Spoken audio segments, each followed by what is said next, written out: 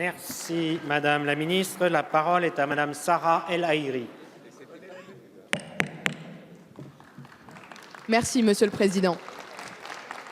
Mes chers collègues, ma question s'adresse à Monsieur le ministre de l'Éducation nationale. Ce week-end, les Français ont une fois de plus répondu présent. Présent au 31e Téléthon, avec cette année une promesse de don d'un peu plus de 75 millions en faveur de la recherche, en faveur des personnes souffrant de maladies génétiques et de leurs familles. La générosité de nos compatriotes est une facette de la fraternité que nous aimons tant. Mais le Téléthon n'échappe pas, malheureusement, à un constat que le baromètre de la générosité, de recherche et solidarité, publié la semaine dernière, met en évidence. Le nombre des personnes déclarant soutenir une association a reculé. Le montant des dons stagne. Le nombre des donateurs a reculé de 4% entre 2016 et 2015. Le montant de la collecte a stagné cette année, marquant l'arrêt d'une progression observée depuis une décennie. Les années 2014 et 2015 avaient notamment connu des progressions significatives, avec plus de 7,3% et 3,7%. Monsieur le ministre, le financement des associations ne repose pas que sur les deniers publics. Mais cette générosité des Français doit être accompagnée et valorisée.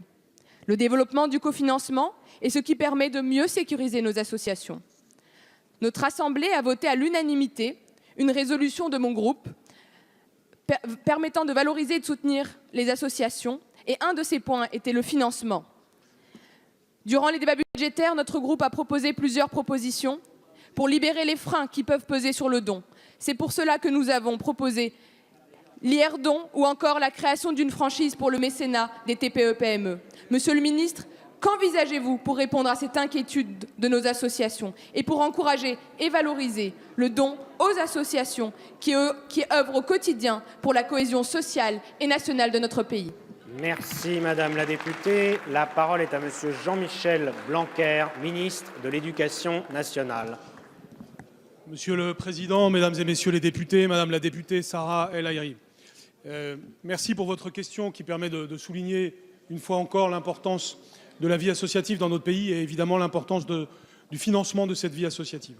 Comme vous le savez, j'ai pleinement approuvé et encouragé la motion qui a été proposée par votre groupe et qui a permis de dresser des perspectives d'avenir quant au modèle économique associatif. En effet, ce modèle économique associatif repose sur la générosité de notre population, vous l'avez souligné, mais aussi sur les encouragements venus de l'État. De ce fait, il faut avoir une vision globale de ce qui se présente en la matière. Comme vous le savez, en 2018, le crédit d'impôt sur la taxe sur les salaires, le CITS, sera maintenu. Cela va représenter un gain annuel de 500 millions d'euros pour les associations. En 2019, le CITS se cumulera avec la transformation du CICE. Cela va conduire à une réduction pérenne des cotisations patronales qui va représenter 1,4 milliard d'euros de bénéfices pour les associations. C'est évidemment très important.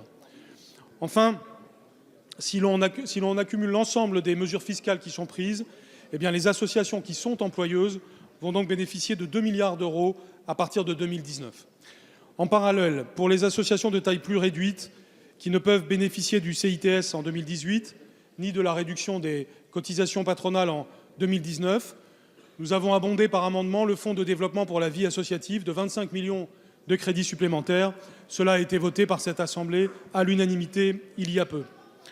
Comme j'ai eu l'occasion de le dire ici même, et comme le Premier ministre l'a annoncé le 9 novembre dernier, un nouveau groupe de travail sur la vie associative et sur l'engagement débute ses travaux aujourd'hui même. Il y a donc une stratégie pour la vie associative et l'économie sociale et solidaire, avec M. Christophe Ittier comme délégué interministériel et moi-même en charge de la vie associative. Nous aurons l'occasion donc, lors d'une grande conférence nationale adoptée en Conseil des ministres avant la fin du mois d'avril 2018, d'annoncer ce modèle économique qui non seulement va préserver la situation, mais même ouvrir des perspectives. Monsieur le ministre. La séance des questions au gouvernement est terminée. La séance est suspendue.